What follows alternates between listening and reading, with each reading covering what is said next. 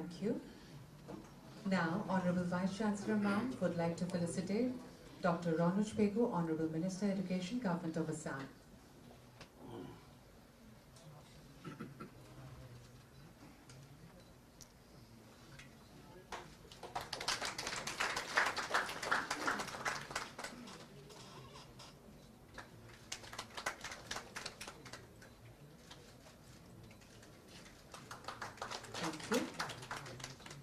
আমাৰ সম্বৰ্ধনা পৰ্বৰ ইমানতে অন্ত পৰি এতিয়া মই অসমৰ মাননীয় শিক্ষামন্ত্ৰী ডাক্তৰ ৰনোজ পেগুদেৱক আদৰণি ভাষণ আগবঢ়াবলৈ অনুৰোধ জনাইছো।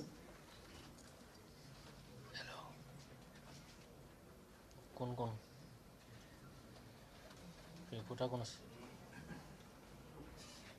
Honorable Chief Minister of Assam, Dr. Srimanta Dangoriya, Honorable Vice Chancellor of Jawaharlal Nehru University, New Delhi, Professor Santi Pandit Dangoriya, respected Rector Satish Chandra Galpoti,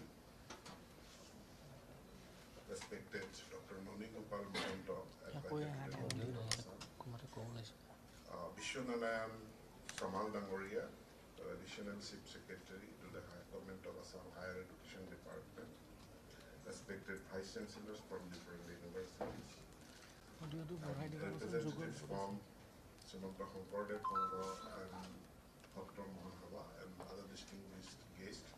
First of all, I thank Honorable University for establishing a chair in the name of Srimanta Sankardev for study of Indology, study of the Bhakti and particularly in Assam.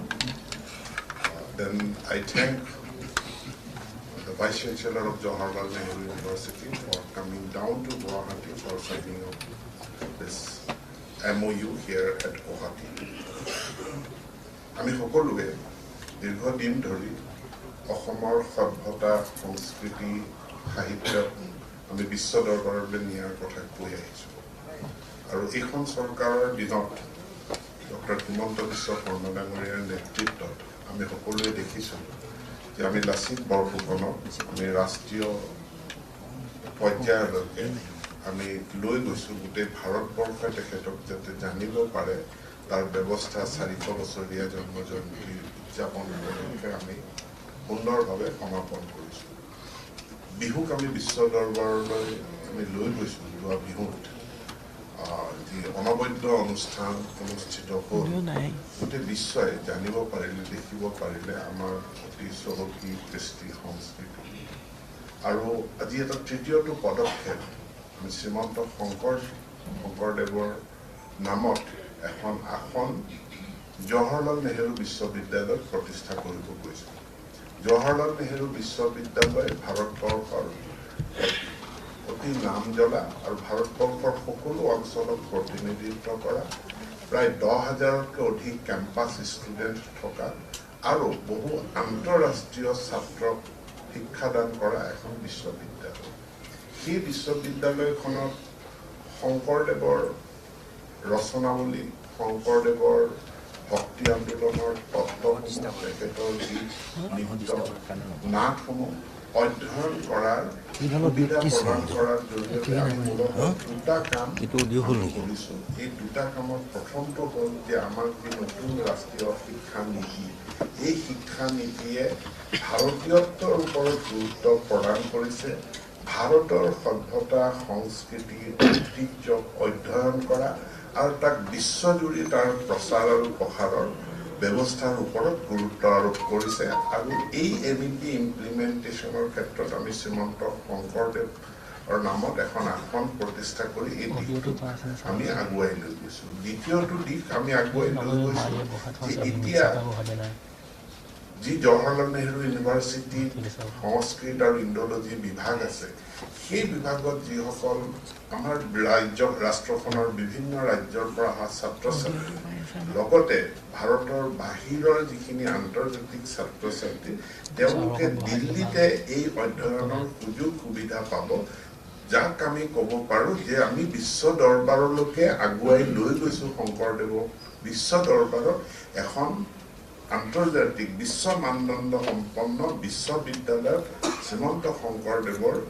তত্ত্বসমূহক গীত মাত নৃত্য নাটিকা এই সকলোবিলাক অধ্যয়ন কৰাৰ কাৰণে সুযোগ সুবিধা পাব আৰু ইয়াত আজি আমি এই এখন যিখন MOU চহী কৰিম 10 কোটি টকা যেটো কৰ্পাছ ফাণ্ড হিচাপে থাকিব মই ভাবো যে বিশ্ববিদ্যালয়ে তেওঁলোকে যি আগ্ৰহ দেখুৱাইছে ইয়াক খুব সুন্দৰভাৱে আগুৱাই নিব I thank the rector and the vice chancellor of Jawaharlal Nehru University for showing interest of establishing this Srimanta Sankardev chair in the university to facilitate study of the Bhakti movement of India with particular specific reference to Srimanta Sankardev of this northeastern part of India. Thank you very much for accepting this offer. This work, I welcome you all for this progressive occasion of signing MOU with the government of Assam.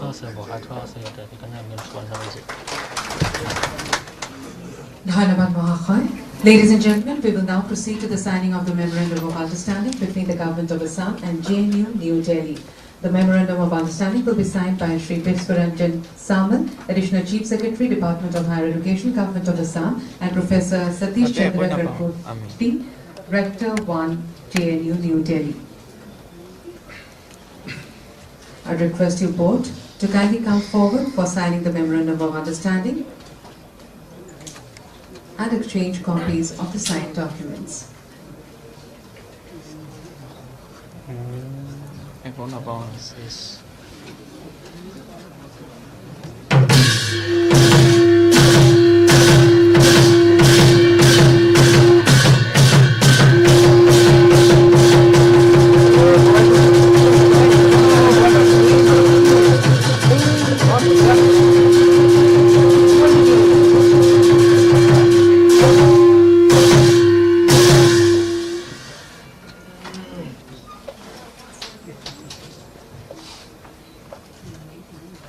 This is indeed a momentous occasion in the cultural history of Assam and a very proud moment not only for the people of Assam but also the Assamese diaspora spread over the length and breadth of the country and throughout the world.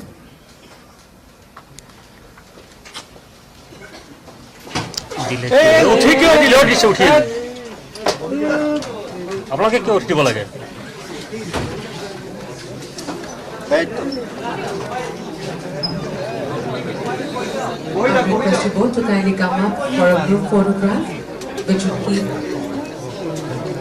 and preserve the memory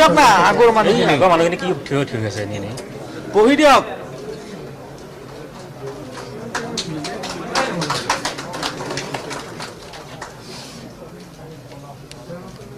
Thank you.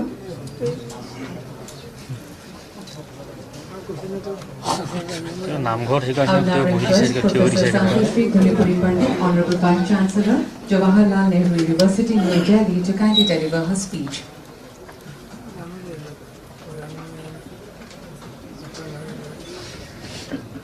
Sabko mera namaskar, and I come from the south of the country. So ellarkum vanakkam. Andaru mahanubhavuliki na shatakoti vandanalu namaskaralu. Most respected Honorable Chief Minister of Assam, Shri Hemanta Biswa Sharma, Honorable Education Minister Dr. Begu, Nani Gopal Mahanta, Advisor Education, who was one of the persons very instrumental, and with the Higher Education Minister, and Shri Vishwaranjan Samal, the Additional Chief Secretary, ladies and gentlemen, let me at the outset thank the dynamic Chief Minister of Assam, whom we see as a national leader. He is the first Chief Minister whom even people from the South states, I come from the state of Tamil Nadu, we know him so well, and a dynamic CM who has been a boon in disguise for this country, because it has once again said, he has brought in the vision and mission of our Prime Minister that nation is first. And all of us are citizens of this one great civilization, the Indic civilization. And I greatly commend his commitment not only to the development of Assam, but even the Northeast. We see you as a the boon in disguise for this part of the country, sir, and we hope that you would serve the nation for longer years. Let me at the outset thank the Honorable Chief Minister, the Education Minister and the Government of Assam for honouring the Jawaharlal Nehru University. Let me tell you, JNU is also nation first. I am also the first woman Vice Chancellor, and this I thank the Honourable Prime Minister who broke 3 glass ceilings. Others only talked. He walks the talk. And he broke these glass ceilings, and this needs a lot of courage. And let me tell you that JNU is making a turnaround. And thank you, sir, for giving us this chair of the Srimanta Sankardev chair and the Bhakti movement in Assam and Northeast, because it is very important for the rest of the country to know the great contribution that Assam and the Northeast has done, and that you are as much a part of the Indic civilization as any one of us are. I would also tell the Honourable Chief Minister that we have a Center for National Security where we study internal security, radical Islam and Maoism. And I think there we would like also to honour the name of Lachit Phukan, because he defeated the Mughals 17 times. Till today we don't read him. He is one of the few whom we are not told or neglected or marginalized parts of history. We would also like to commemorate and celebrate his military tactics and strategy in the Jawaharlal Nehru University. Let me tell you, JNU does, all over India does, and we have an international ecosystem also that works. Sir, I also congratulate you by establishing this chair. You have connected tradition with modernity, continuity with change, and realm with region. I know that in Assam, your governance has brought dreams to delivery. And I hope we also follow the principles that you are following in the state, in the JNU, that is equality with empathy, excellence with equity, inclusion with integrity. Thank you. Namaskar. Thank you for your deeply insightful speech, ma'am. এতিয়া মই অসমৰ মাননীয় মুখ্যমন্ত্ৰী doctor Himanta Biswa Sarma দেৱক তেখেতৰ বহমূলীয়া ভাষণ প্ৰদান কৰিবলৈ বিনম্ৰ অনুৰোধ জনাইছোঁ।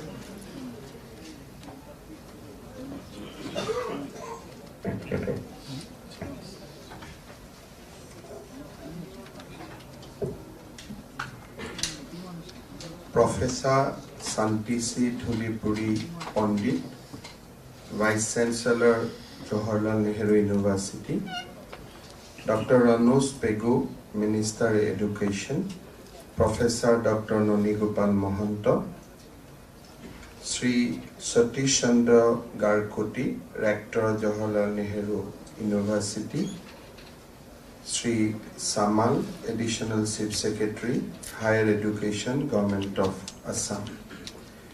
It gives me immense pleasure to be present at this historic occasion today. Ajire Onustanot, Ohomor Vaishnav Bhakti Andolonor, Kebagorakiu Purudha Bhakti Amar Majat Uposthit ase, moi সকলোকে প্ৰণাম জনাইছোঁ। The signing of this memorandum of understanding between the Government of Assam and Jawaharlal Nehru University for establishment of Srimanta Sankardeva Chair at School of Sanskrit and Indic Studies of the university is a defining moment in Assam's history. On behalf of the people of Assam, I thank Vice Chancellor of Jawaharlal Nehru University, Professor Santisi Dhulipuri Pandit, for partnering with our government for this landmark initiative. Last 2 years, we are embarking on a journey to unleash unprecedented transformation into the lives of the people of Assam. Every moment in last 48 months, we endeavored to build a resurgent Assam. Spreading awareness about our great icons far and wide has been a priority for our government. Keeping this in mind, we desire to establish Srimanta Sankardeva Chair in Jawaharlal Nehru University, and today this has become a reality. For this year, the government of Assam has proposed to donate rupees 10 crore in this financial year as one-time grant. However, going forward, as we travel, if we feel and if JNU feel that the scope of the share need to be enlarged, need to be improved, the commitment of government of Assam will be a continuous commitment, and we will stand by the memorandum of understanding we signed today. The objective of the share is to extend the study and research on Srimanta Sankardeva, his teaching and the Bhakti movement beyond the borders of Assam and India. The share shall focus and encouragement of the study and research of the Bhakti movement in with particular reference to the life, teaching and works of Mahapurush Srimanta Sankardeva and his followers. The share shall also facilitate study of contemporary Indian situation and locate Sankardeva and his movement in the Indian context. Research and cross-cultural linkages with various contemporary Bhakti movement saints. Digitization of scripture, literature related to Srimanta Sankardeva, Srimanta Madhavdeva, and obviously all other saints that we have produced during the Bhakti movement. Spearheading the messages of Mahapurush Srimanta Sankardeva through social media and technology, role of Hotra, Namghar, and other Vaishnavite institutions are other important areas the share shall look into. Once the share is established, this will be the third share in the name of Mahapurush Srimanta Sankardeva, as already similar share have been established in Vishwabharati University, Hanti Niketan, West Bengal, during the financial year 2017 and 18, and in Punjab University during the financial year 2019-20 with rupees 5 crore each. Ajire ঐতিহাসিক মুহূৰ্তত মই অসমবাসীলৈ আন্তৰিক অভিনন্দন জনাইছো। লগতে গুৰুজনাৰ ভক্তি ভৰা প্ৰণিপাত জনাই তেৰাক পুনৰ এবাৰ আমাৰ প্ৰণাম যাচিছো। ঈশ্বৰৰ প্ৰতি স্বতঃস্ফূৰ্ত জাগৃত হোৱা প্ৰগাঢ় প্ৰেম আৰু ভক্তিৰ ওপৰতে আধ্যাত্মিক আৰু বৌদ্ধিকভাৱে প্ৰতিষ্ঠিত মতবাদেই হৈছে ভক্তিবাদ। ভক্তিবাদক প্ৰতিষ্ঠা কৰিবলৈ যি আন্দোলন গঢ়ি তোলা হৈছিল সেয়ে হৈছে ভক্তি আন্দোলন। কেইগৰাকীমান সংস্কাৰবাদী মহাপুৰুষৰ নেতৃত্বত ভক্তি আন্দোলনে খ্ৰীষ্টীয় ৬ষ্ঠ শতিকাৰ পৰা ৯ম শতিকালৈ সমগ্ৰ ভাৰতবৰ্ষত যুগান্তৰকাৰী এক আলোড়নৰ সূত্ৰপাত ঘটাইছিল। এই মহান বৈষ্ণৱ গুৰুসকলে এখন সাম্যবাদী মানৱীয় প্ৰমূল্যবোধ সম্পন্ন গণতান্ত্ৰিক সমাজ ব্যৱস্থাৰ প্ৰৱৰ্তন কৰিবলৈ আহুপুৰুষাৰ্থ কৰিছিল। I always emphasize the concept of socialism was not propounded by Marx in this world. Actually, the concept of equality, concept of equity has been gifted to this world by our Indic civilization, and it has emerged during the Bhakti movement. That is what I all along say, and I always say that Mahapurush Srimanta Sankardev never followed Karl Marx. Karl Marx follows Mahapurush Srimanta Sankardev, because Mahapurush Srimanta Sankardev lives are before Karl Marx, and Karl Marx come later into the world. So we need to demolish the fact which always left scholars in Assam try to propound it, that Mahapurush Srimanta Sankardev is a leftist. I believe that Karl Marx is a follower of Srimanta Sankardeva. So that way we have to speak about Mahapurush Srimanta Sankardeva. Monishi Shankaracharya Advaita Brahmar Upasana Kora aru Prakita Gyan Arjone Mukhya Poar Kotha Ullekh Kori ei Dharmiya Andolon Arambho Korisil. Shankaracharya Madhya Jugor ei Bhakti Andolonok Dakshin Bharatot Ramanujacharya Uttor Bharatot Ramanandai Nobobhabe Rupayan Kore. Dakshin Bharator Ramanujaya Bishishto Dvaitavadi Sri Sampraday Pratishtha Kore.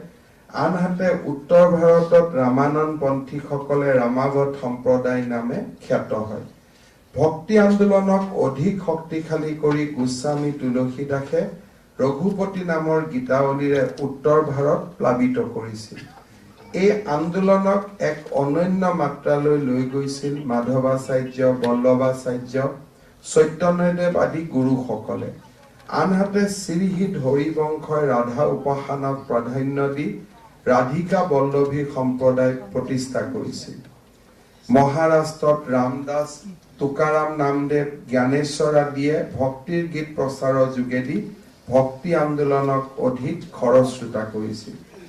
Hei Sandhikhonate Bihot Asamiya Samajkhonok Punor Sanjivito Korar Uddeshe Sanskritik aru Adhyatmik Chetonar Adharot Sarbobharatiya Chetona Khutor Hoite অসমৰ সাংস্কৃতিক একতাক উপস্থাপন কৰি মহাপুৰুষ শ্ৰীমন্ত শংকৰদেৱে নৱ বৈষ্ণৱ ধৰ্মৰ প্ৰৱৰ্তন কৰিছিল বিভিন্ন ভাষা ভাষী জাতি ধৰ্ম নিৰ্বিশেষে পৰিপূৰ্ণ বৃহৎ অসমক সকলোৰে মাজত সম্প্ৰীতিৰ ঐক্য আৰু আধ্যাত্মিকভাৱে গঢ়ি তুলিবলৈ এক শৰণ নাম ধৰ্মৰ প্ৰচাৰ কৰোতে গুৰু দেৱ নাম ভকত আদি এই চাৰি তত্ত্বৰ ভক্তিমাৰ্গ প্ৰৱৰ্তন কৰিছিল মহাপুৰুষ শ্ৰীমন্ত শংকৰদেৱে নাম দেৱ আৰু ভকত এই তিনিটা মূল বস্তুক লাই খুঁটা হিচাপে লৈছিল মাধৱ পুৰুষে শংকৰদেৱক গুৰু মানি লৈ নাম ধৰ্মৰ শৰণ লোৱাৰ পিছত পূৰ্বৰ তিনি বস্তুৰ সৈতে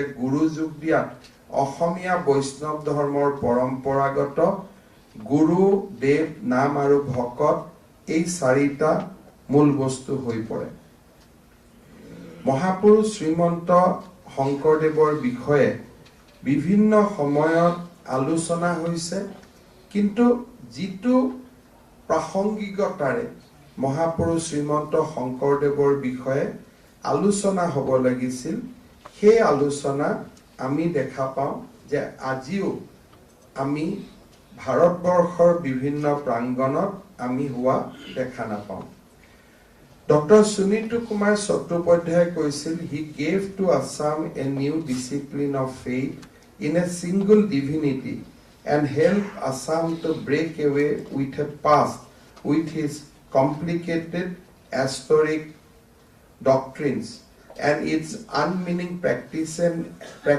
and gave the people something simple and straightforward. He was the greatest builder of Assam by bringing in a pure spiritual life. As a religious leader, he is unquestionably one of the greatest India has produced, and he deserves to be mentioned with Sankaracharya, Ramanujacharya, Basabappa, Ramananda, Kabir, Chaitanya, Mirabai, Guru Nanak, and Tulsidas. He was truly medium through whom the spiritual light of the medieval India as a whole shone upon the life of Assam.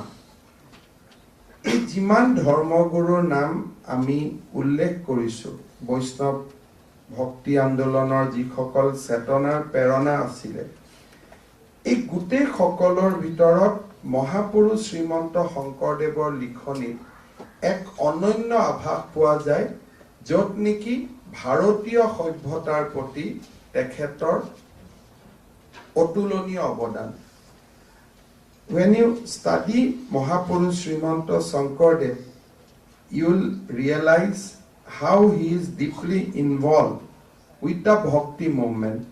But most important, that at that point of time also, he realized the cultural nationalism of this great nation.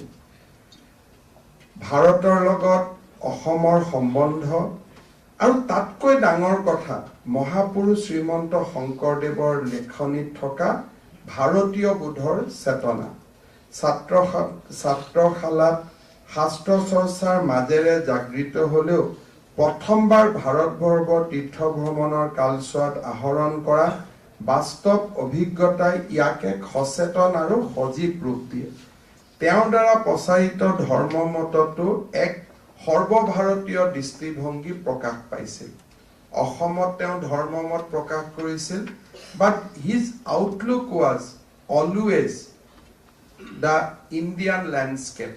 He was never confined himself to Assam.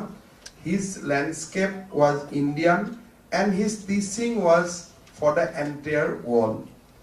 Srimanta Sankardeve Bhagavatat কৈছিল দেৱৰো দুৰ্লভ ইটো জন্ম ভাৰতত হৰায় চিন্তামণি যেন জানিবা হাতত চৰিত পুথিমতে প্ৰথমবাৰ তীৰ্থ ভ্ৰমণৰ কালছোৱাত বদৰিকাশ্ৰমত থাকোতে তেওঁ প্ৰথম বৰগীত ৰচনা কৰে প্ৰথমবাৰ তীৰ্থ ভ্ৰমণৰ সময়ত তেওঁ সেই সময়তে ভাৰতবৰ্ষত চলি থকা গীত মাত নাট আদি সৈতে পৰিচিত হোৱাৰ সুযোগ পাইছিল আৰু ঘূৰি আহি অসমৰ লোকনাট্যৰ পৰম্পৰা আৰু শাস্ত্ৰীয় ধাৰাটোৰ পৰীক্ষা নিৰীক্ষাৰ মাজেৰে তেওঁ অংকীয়া নাট শৈলীৰ সৃষ্টি কৰিছিল মহাপুৰুষজনাৰ দুইবাৰৰ তীৰ্থ ভ্ৰমণৰ বিৱৰণ আমি চৰিত পুথিৰ মাজত পাওঁ চৰিত পুথিত বিভিন্ন ঠাইত সবিস্তাৰ বৰ্ণনা আৰু নামো দিয়া হৈছে য'ত তেওঁলোকে খিতাপি লৈছিল 12 বছৰ ধৰি তেওঁলোকে কটোৱা বিভিন্ন ঠাইবোৰ হ'ল জগন্নাথ ক্ষেত্ৰ কৰটোৱা ভাগীৰথী চিলি ফলকুটিৰ বাৰাণসী কাশী প্ৰয়াগ পুষ্কৰ তীৰ্থ অযোধ্যা কুশাৱতীপুৰ নন্দীগ্ৰাম বৃন্দাবন গোকুল গোবৰ্ধন হস্তিনাপুৰ ইন্দ্ৰপ্ৰস্থ কুৰুক্ষেত্ৰ বদৰিকাশ্ৰম নেপাল নৈখত কৌশল পাঞ্চাল চেতদ্বীপ বৈদ্যনাথ কাবেৰী মাৰ্কাশী বিন্দুকাশী কৌশিক মুকুন্দ পুষ্পভদ্ৰা কপিল গণ্ডুকী মথুৰা উপদ্বাৰকা আংগাদিয়া নগৰ চন্দ্ৰাৱতী ৰামেশ্বৰ সেতু সীতাকুণ্ড দণ্ডুকা গোদাবৰী গোমতী গংগা তক্ষ পঞ্চৱতী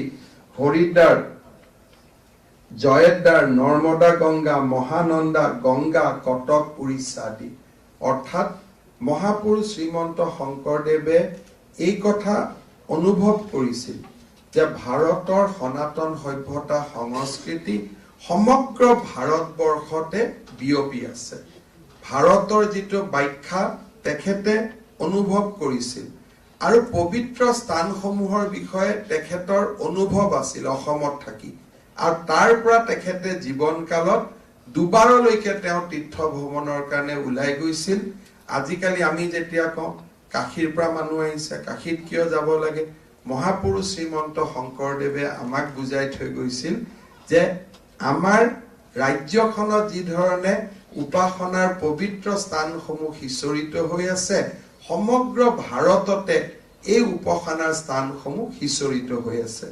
তেখেতে যিমান দূৰলৈকে গৈছিল আমি বুজি পাওঁ ভাৰতীয় সভ্যতায়ো সিমান বিৰাজ কৰিছিল শংকৰাচাৰ্যই গোটেই ভাৰতত পৰিভ্ৰমণ কৰিছিল আৰু সাংস্কৃতিক ভাৰতৰ চিত্ৰ এখন অংকন কৰিছিল মহাপুৰুষ শ্ৰীমন্ত শংকৰদেৱেও আমাক দেখুৱাই গৈছিল যে সাংস্কৃতিক ভাৰত কলৈকে গৈছে আৰু আমাৰ বাবে সদায় পূজনীয় স্থানসমূহ কোন কি ধৰণে বিয়পি আছে তীৰ্থ ভ্ৰমণৰ সময়ত তেওঁৰ বৰ্ণনাৰ কথা কৈ কীৰ্তন ঘোষৰ উৰেখা বৰ্ণন খণ্ডত তেওঁ গোটেই কথাখিনি সন্নিৱিষ্ট কৰিছিল কীৰ্তন ঘোষাৰ বিভিন্ন স্থানত তেওঁ কৈছিল কোনোদিনা ইটো শৰীৰৰ পৰয়ক কেতিক্ষণে নেয়জম আৱৰ কি হেনথৰে ভাৰত ভূমিতে হুই বাহা মনুষ্য জন্ম তীৰ্থ ভ্ৰমণ কৰা স্থান আৰু সংস্পৰ্শলৈ অহা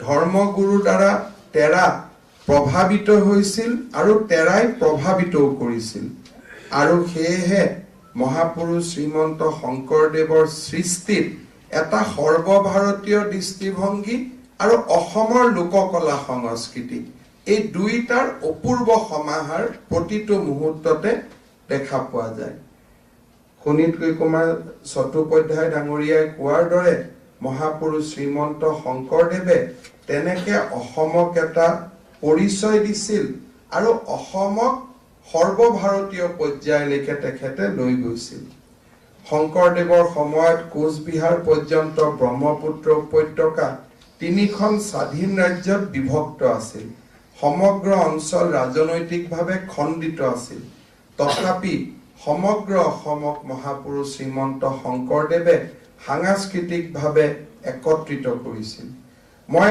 আজিও আচৰিত হওঁ যে মহাপুৰুষ শ্ৰীমন্ত শংকৰদেৱে সেই সময়ত তেখেতৰ ৰচনাত 46 বাৰ ভাৰতক প্ৰশংসা কৰিছিল 46 times he spoke about the civilizational values he spoke about greatness of this great country 46 times আৰু এই সেই সময়ত উপলব্ধি কৰিব পৰা যে ভাৰত ভূমিৰ পবিত্ৰতা ভাৰতৰ অখণ্ডতা this is not a union of state this is a civilization এই গোটেই কথাবিলাক সেই সময়ত মহাপুৰুষ শ্ৰীমন্ত শংকৰদেৱে চিন্তা কৰিব পাৰিছিল মই ভাবো যে মহাপুৰুষ শ্ৰীমন্ত শংকৰদেৱে উত্তৰ পূৰ্বৰ এখন ৰাজ্যৰ পৰা কেনেকে সমগ্ৰ ভাৰতবৰ্ষৰ চিন্তা কৰিব পাৰিছিল তেখেতৰ ভাৰতবৰ্ষত দক্ষিণাত্য আছিল উত্তৰ পূৰ্ব আছিল উত্তৰ ভাৰতো আছিল মধ্য ভাৰতো আছিল পশ্চিম ভাৰতো আছিল চিন্তা ইমান ডাঙৰ বিশাল চিন্তা 1500 শতিকাত কৰিব পৰাটো ইমান সহজ কথা নাছিল সেই সময়ত আৰু মই যেতিয়া কন্টেম্পৰাৰী বৈষ্ণৱাইট সেইন্ট সকলক পঢ়িছো no other Vaishnavite saint of that time has spoken so much about Bharat. They've spoken about religion, they spoken of India, but none has spoken so loudly about the nationhood, about the country. And Mahapurush Srimanta Sankardev, in that context, he stand out from all contemporary Vaishnavites at that point of time. But it is unfortunate for us that today also the Indian cultural pundits do not recognize the greatness of Mahapurush Srimanta Sankardev for the furthering the cause of Indian nationhood, India's cultural nationhood. Aji jodi Bharatot আটাইতকৈ যদি কোনোবা ন্যাশনালিষ্ট icon বুলি কাবাৰ কথা দিল্লীত আলোচনা হ'ব লাগে মহাপুৰুষ শ্ৰীমন্ত শংকৰদেৱৰ কথা আলোচনা হ'ব লাগে because writing about this civilization writing about this country and who is from a remotest part of the country and the writings are so good he said that even the gods compete to have a birth in this land. He said that even Devata, we consider Devata lives in heaven and that is the best possible place. But Mahapurush Srimanta Sankardev says that even Devata fights among themselves to have a birth of this country. That kind of literary things he has written and he never written that no, I'll write about part of India.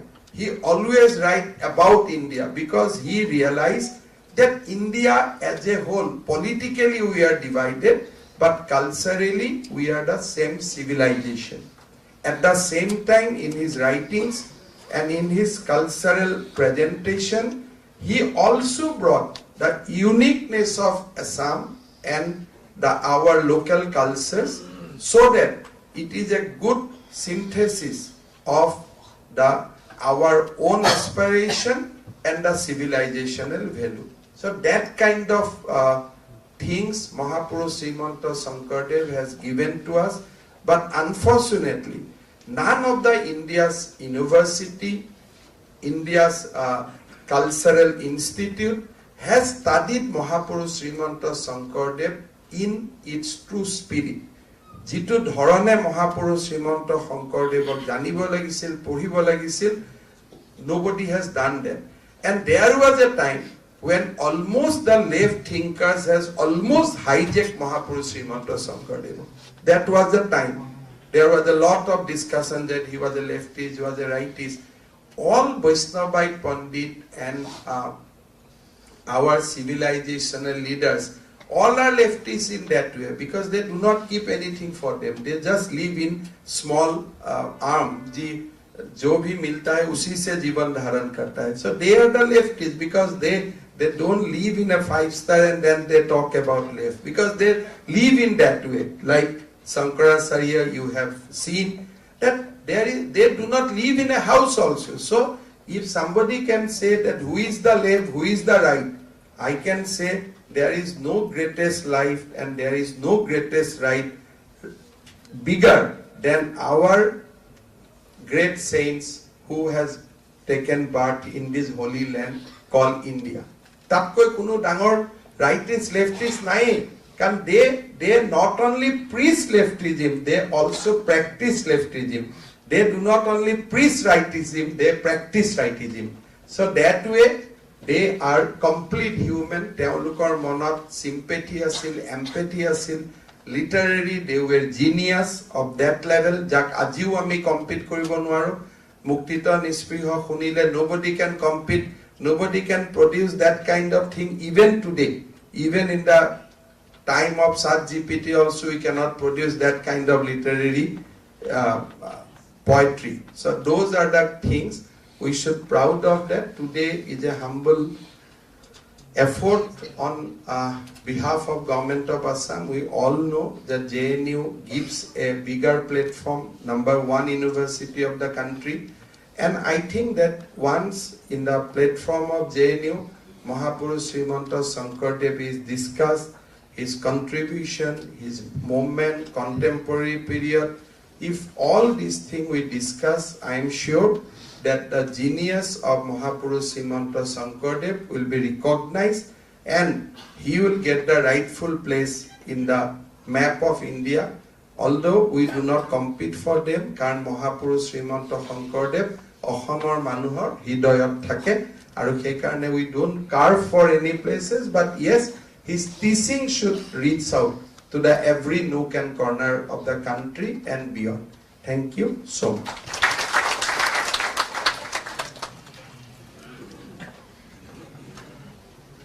Thank you, sir. The Srimanta Sankardev Chair at JNU New Delhi is your visionary contribution to taking the extremely topical message of Srimanta Sankardev from the homes and hearts of the people of Assam to the nation and in fact the world. Ladies and gentlemen, we have come to the close of the MOU signing ceremony. We are obliged to the Honorable Chief of Assam for gracing today's event. We would like to thank